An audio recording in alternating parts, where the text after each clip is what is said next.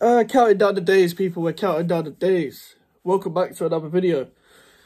Chelsea 5, West Ham United 0. Another team that I severely dislike has battered us this season after 3-0 Man United, 5-0 Arsenal. Luckily, we didn't get battered by Tottenham this year.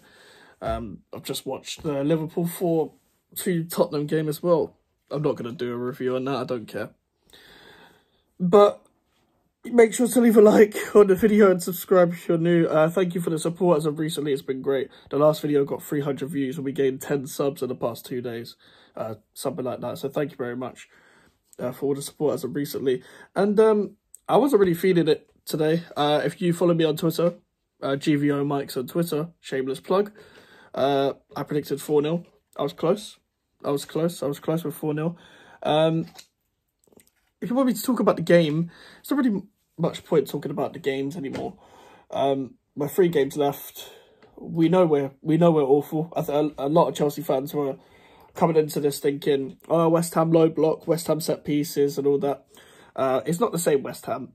It's not the same prime David Moyes West Ham that we know and used to love, I guess. But we're just counting down days until the season's over, until this manager is gone. And I'm done trying to be respectful. To be completely honest with you, I will always clap you off for giving us everything, but I can't. I'm gonna do it through gritted teeth because I'm watching us get battered pretty much every week. Liverpool are that deflated that they didn't beat us. Luton have got something to play for. I expect them to beat us next week, and I expect Manchester City to beat us. I expect Man City to break records. Hopefully by then they are favourites to win the league. I don't care about winning against Manchester City because that means Arsenal will win the league. Man City just need to win their games. I'm not focused on us anymore.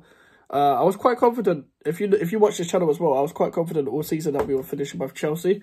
That has been dead for quite a few weeks now, and eventually they have managed to catch up and finish above us.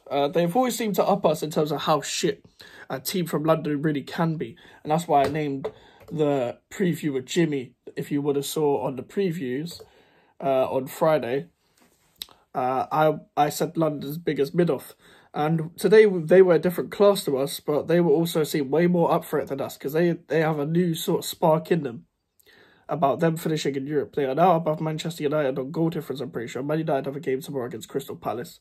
A game they could win, but with Harry Maguire out, they have 0 centre-backs fit.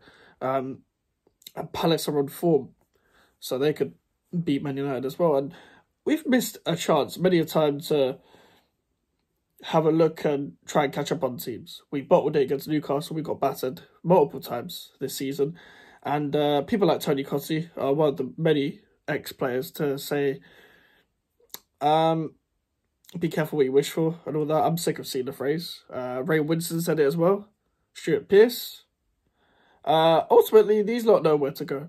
Tony Cottee is now coming out online saying that it's obvious that a manager needs changing, but there's a way of doing it.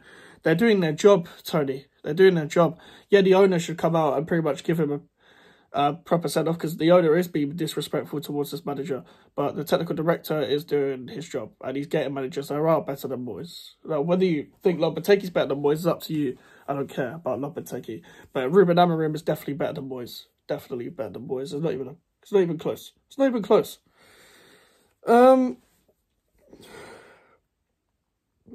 About the game, all the players didn't want to be there.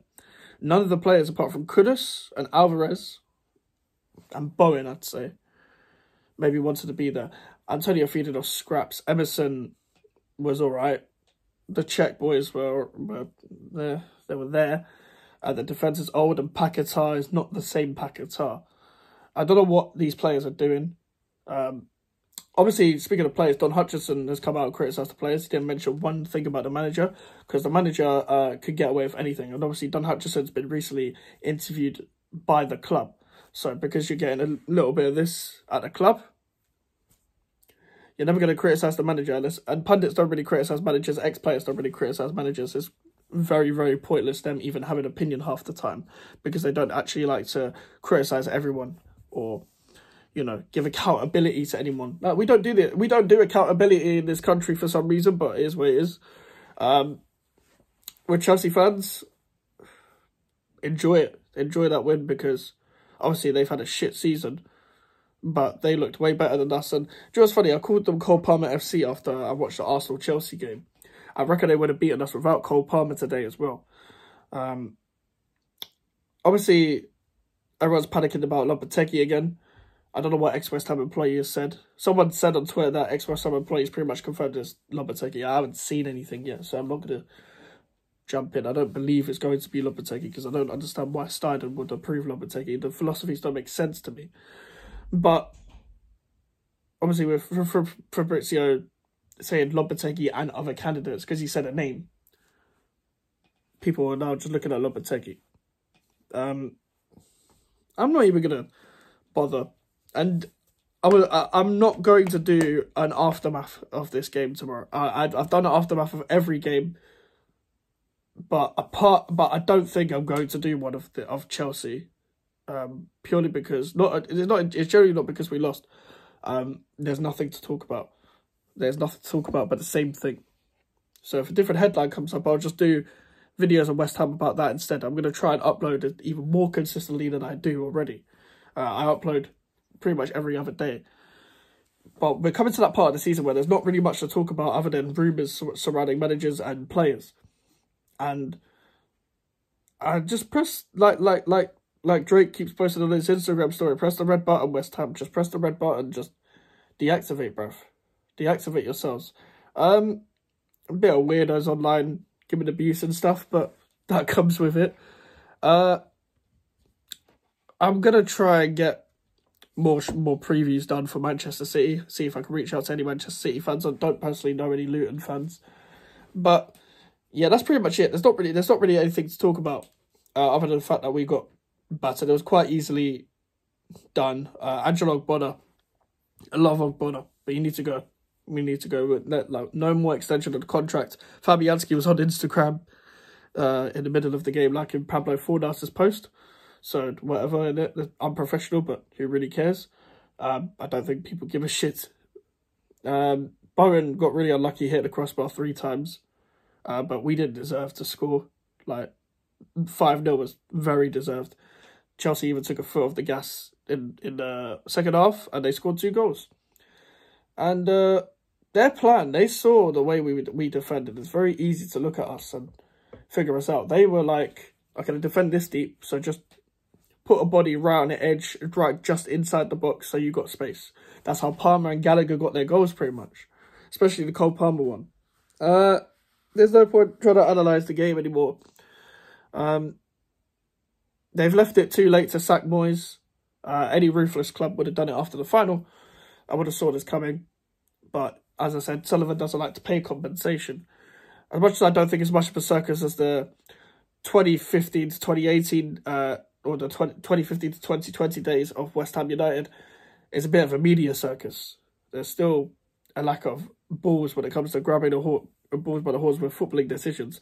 It'll be severely underwhelming if I see Julian Lopetegui at the helm. But I don't think there's nothing advanced. There's nothing advanced. So